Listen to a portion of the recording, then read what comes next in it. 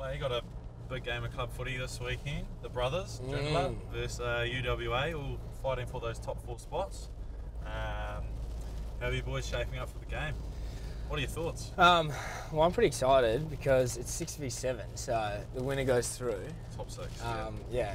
So the winner goes through, and it's also Uni's my old club, so I'm going to be playing against all the boys that I've been playing with the last 4 years. So you're a traitor. I'm expecting playing your old team. I'm a terrible person. No, so I'm expecting a lot for the of big money club, and now you're playing the club that brought you we're through. talking about Premier grade here. No, I grew up playing for Joondalup, so I decided to go. I went back home, you know. Okay, yeah, go back to your roots. Okay. Exactly. Wasn't about the money. Wasn't solely about money. But I'm expecting a little bit of niggle. I've got lots of friends in the uni team. I certainly stay in touch with them. So, but yeah, winner goes through. So we had a sloppy start against the Arcs last week, but we finished well. So let's just hope we can put it all together on Saturday. Exciting.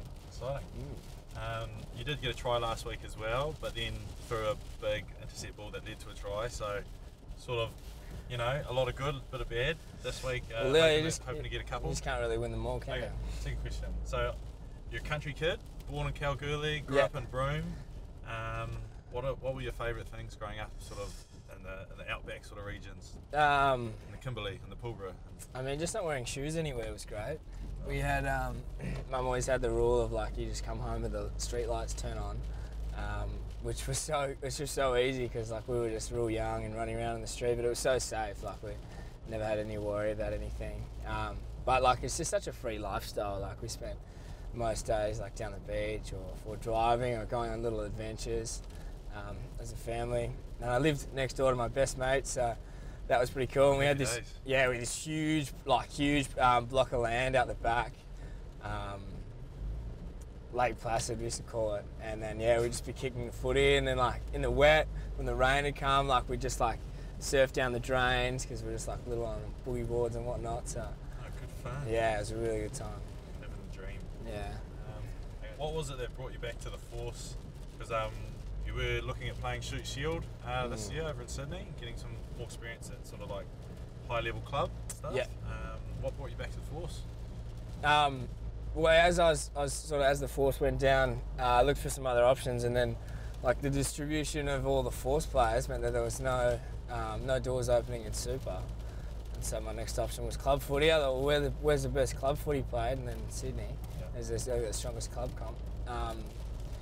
And I found a key little spot in northern Sydney, had a house and whatnot, and I was driving over, and I got a call from Hodjo at the time. Actually driving? Yeah. I didn't get the call because there was no signal. Wow. It was bloody, in the middle of nowhere. How far were you? In the middle of nowhere. I was halfway. So I was between Eucla and Adelaide, so like obviously I missed a call and no signal. Got to the place, and I was kind of like arm out, tongue out, like trying to return the call because I saw who had rang me. And then I returned the call, and he had some interest in having me back here, and I thought, well, like to have all the family and be back home, back in Perth. Sweet. Hook to Uyen, buddy. I was going to. I was like, Did you stop for a bit of a holiday? Well, I had two mates with me. Otherwise, I would just kind of fang around and turn around. But so I thought I'd finish the trip, like say hello to Warringah, which is the club I was going to, because they'd done a lot of work to organise me to like get up in a house there, and had a little job on it. Premiers as well. A little job on a Bobcat, so I was sorted. But yeah, and then so I went over there. Was there for a week and explored Sydney, and then came back. Done a couple Ks. The Great Wall, she got us there safely. Okay. Obviously, I've heard you're a pretty keen fisherman, and you and Billy like to get out, do a bit of fishing. Do you have any tips for other fellow fishermen out there? You know, like bit of tips. I don't know if you get that bigger catches, but you know. My only tip would be not to fish with Billy. Because every time Billy and I go fishing, we don't catch fish. Every time I go fishing, we catch fish. It's a big statement. Billy's my bad luck charm. That's rough. Okay. And so you're living at the Violet Street flat with a couple other boys in the team, Kevin, Yogi, and Billy, aka Elliot. Yeah. Billy. My fishing mate. So, who's the biggest grub in the flat? You can be honest here, you know. I'll just turn the mic off quickly for this. The biggest grub. There's actually two battling out for that spot. It's between Yogi and Tevin, without a doubt.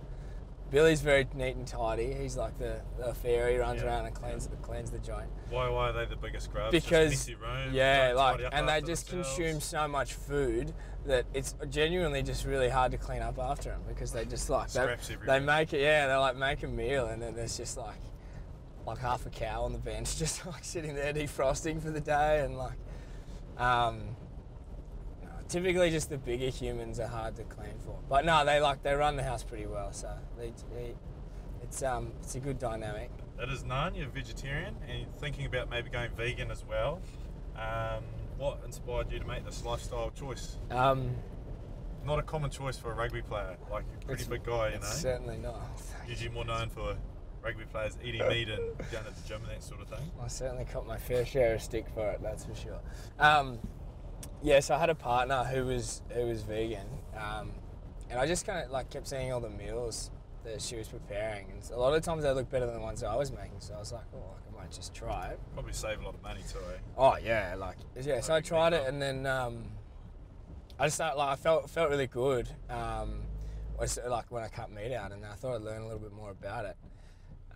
So I kind of did my research into what sort of foods is better to eat, and the effects on your body that some of them have and whatnot, and I thought I don't really need it. Like, I can get everything I need. Has it affected your performance or anything, or you still feel? If anything, it's improved it really. Like, I feel lighter between trainings. Like, you know how we have those double days. Like if we have a big session in the morning, like if I sit down and have a big meaty meal, like I'm heavy. It's interesting. But yeah, like you sort of, when you're eating like a plant-based diet, you're so ready to go for that next Arvo set. Nice, very good. Interesting stuff. So moving on from that, I guess as well, personally I was pretty disappointed and gutted to hear, you and Tiana broken up. Obviously not all relationships last, but and gutted for you guys. But now you're single man, back on the market in Perth. Probably one of, the most in-demand guys in the team for a signature and a chat with the ladies after the game. When we go around, I think I've been asked probably about 3 or 4 times, like, I'm like, yeah, I'm Leon, I want my signature. Oh, is Clay? Where's Clay? I said, I don't know. He's floating around somewhere. But anyway, so is there anything you look for in a lady personally, like fellow fans and stuff can know, so they can try and pitch that way for you? If I could take her camping and live within a swag in a tent for a week, then like, she's the one. Okay. That's good to know. Good to know. If you could have any superpower, what would you have? It's a really tough one. I mean, most people will be like, oh, I want to fly, but you fly, you become a target. Like, I don't know. I mean, I think I'd go with either the ability to read minds. Okay. Because I think I would be able to help in rugby. Like, you'd kind of be watching what's happening, and then they'd be like, right. You don't think there'd be just too many thoughts coming in from people all over the show? Oh, you'd learn how to manage it, surely. Oh, yeah, okay. Focus on one. I should just take the coach right here. Either reading minds, because imagine, like, you be at the poker table, like, you can make yourself a living in Vegas every couple of weeks. And I certainly need work on my poker game. And I think between that and super strength, because God, how good would that be? Particularly in our industry. Super strength, yeah. Jeez, I could do a bit of that. You've already been blessed with super strength, mate. No. You've taken every height gene from any human ever. Yeah, so. Not strength. Anyway. I've got a question for you. No, that's not how this works, mate. I've been told that you have the nickname Horse. And I need to know what's the origin of that name. No, I actually don't. I think Yogi just started calling everyone Horse, and then Fletty called me Horse too, and some people thought maybe I should be called Horse, but I think Fletty was called Horse as well. Among other reasons, your last name is Power. I mean, middle name could be Horsepower. Imagine that. I've got a lot of plays on Power, nicknames sort of things, but couple boys call, well, pretty much two, call me that here, but you know, you feel free to call me that as well. I've had that many bad nicknames. It's just another one. Yeah. Just another one somewhere floating around. Hey, out of our back line, who is the greediest ball hog in the back line? Greediest ball hog. Yeah, Without a doubt. You know, it's a 3-on-1. People are open on the outside. They're probably going to throw a dummy and go themselves. Sorry, Lace, but that's you. Yeah, I think that's probably fair too. Good mate of mine, and no matter what the question was, I was always going to throw you under the bus. But that's got your name written all over it. Okay, again, out of the back line, if say you're defending, there's a big guy coming, and it's like, you know, oh, someone's going to have to tackle this guy. Say we've kicked deep, big fullback's running it back. You're obviously a strong defender yourself, but who's the guy you think is, you know, the line comes up together, we come up together, we're going to make a tackle, and sometimes you come up and then the guy next to you is like, he's dropped back, like they're leaving you solo. Who's the best at that in our back line? Just like leaving you hanging? Just not wanting to get it stuck in there and make that big tackle when you're probably going to get bumped or something. Who's the biggest princess? I didn't want to put it that way. Yeah, you know, be honest, we can throw someone under the bus here. Our biggest princess. I would used to say Deegs, but he's actually been... Yeah, last he's two been games, tackling like a demon. Yeah, he's been since he smashed Ferg in club rugby, he's grown an inch. Gee, I don't know. I mean, we like certainly have a couple of princesses in other facets of their lives, but not so much princesses on D. Okay. You know what? I'm gonna go with... Just do it, throw someone under. Mr. Billy Elliott. Because there was this one time Billy, last week. You've thrown him under. There was this one time last week we were playing Arcs, and as it would be, our biggest bloke on their smallest player. But no, he actually he did really well. Like, credit to him. But I was just there thinking, like, God, the odds are not in his favour. Rugby gods have not blessed. But he put his body on the line? This poor man today put his body on the line. Oh, you can't say he's a princess. Bloody hell. Anyway, next question. Hang on, let me think. Okay, we'll just have to cut that. Okay, now I've got one for you.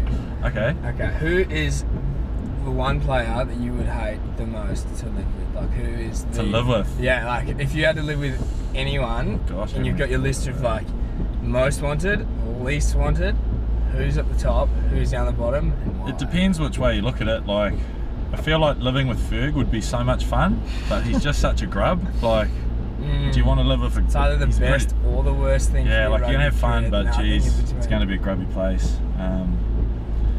Who else? You didn't drink any of the coffee I brought here, or what? I don't know, that's a tough question as well. I don't really think, like, usually the front rowers, you want to stay well clear of living with front rowers. I've done that before. They're pretty moody. Yeah. They always want to eat all the food, so you end up fighting for food with them all the time. And grubby. Most of our front rowers, they've always got a sore back. Always wanting massages. But most of our front rowers are pretty clean, tidy guys here. Yeah, I don't know. And then you get backs. You get a lot of the halfbacks are pretty chirpy all the time. They're just always at you. Or like little tens, they always like got a bit of that short man syndrome. They always coming at tall guys, I feel like everyone's especially give aggressively. You short man syndrome down when you're 4 meters tall. Like, yeah, but you just don't want them. You just don't need that in your life. You know, aggressive people coming at you all the time. Yeah. Yeah, probably wouldn't want to live with any of the halfbacks. That'd be Billy's good.